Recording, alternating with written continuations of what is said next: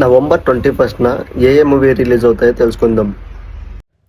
1962 China భారత్ల మధ్య జరిగిన రెజంగ్ యుద్ధంలో చైనా దళాలకు ఎదురు నిలిచి లద్దాఖ్ ప్రాంతాన్ని రక్షించిన మన భారతీయ సైనికుల ధైర్యాన్ని, వాళ్ళ త్యాగాన్ని, దేశభక్తిని ఇందులో బాగా చూపించారండి.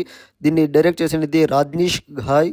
హీరోగా ఫర్హాన్ అఖ్తర్, హీరోయిన్గా రాశి ఖన్నా నటించారు. ఇది హిందీ లాంగ్వేజ్లో మాత్రమే రిలీజ్ అవుతుంది. ఇది బేస్డ్ ఆన్ ట్రూ స్టోరీ అని కూడా చెప్పొచ్చు. అలాగే మనందరినీ కడుపుబ్బ నవ్వించడానికి వివేక్ ఓబరాయ్, రితేష్ దేశ్ముఖ్ మరియు అఫ్తాబ్ శివదాస్ని వాళ్ళ యొక్క ఆఫ్టర్ మ్యారేడ్ బోరింగ్ లైఫ్ ఎలా ఉంటుంది అనేది చూపించడానికి మిలప్ జవేరీ డైరెక్షన్లో మంచి కామెడీతో వస్తున్నారండి. అలాగే ఈ మూవీ అనేది ల్యాప్లాండ్ ప్రాంతంలో ఒక ఒంటరి అరణ్యంలో నివసించే ఒక మాజీ సైనికుడు దాచిన బంగారాన్ని కనుగొంటాడు. ఆ బంగారాన్ని పట్టణానికి తీసుకుని వెళ్లే ప్రయత్నంలో అతను ఒక క్రూరమైన ఎస్ఎస్ అధికారాన్ని మరియు ఘోరమైన జర్మన్ సైనికులను ఎలా ఎదుర్కొంటాడనేది డైరెక్టర్ జల్మారీ హెల్మెండర్ మరియు హీరోలుగా జోర్మా టమిలా మరియు రిచర్డ్ బ్రేక్లు ప్రధాన పాత్ర పోషించారు.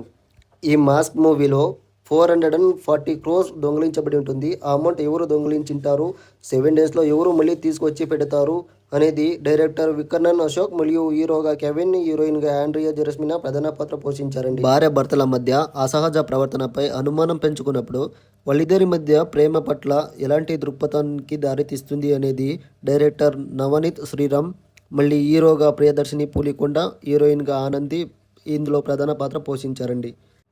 ఎస్ నారాయణ డైరెక్షన్లో దునియా విజయ్, శ్రేయస్ మంజు వీళ్ళ కాంబినేషన్లో మంచి కాన్సెప్ట్తో మన ముందుకు ఒక థ్రిల్లర్ మూవీ అనేది తీసుకొస్తున్నారండి. వేదగురు కాంబినేషన్లో హీరోగా అజయ్ రావు, హీరోయిన్గా సోనాల్ మంచి క్రైమ్ స్టోరీతో మన ముందుకు వస్తున్నారండి. వీటన్నిటిలో మీరు ఏ మూవీ కోసం అయితే ఎదురు చూస్తున్నారో ఆ మూవీ పేరు కమెంట్ చేయండి. ఈ వీడియో ఇష్టమైతే లైక్ చేయండి.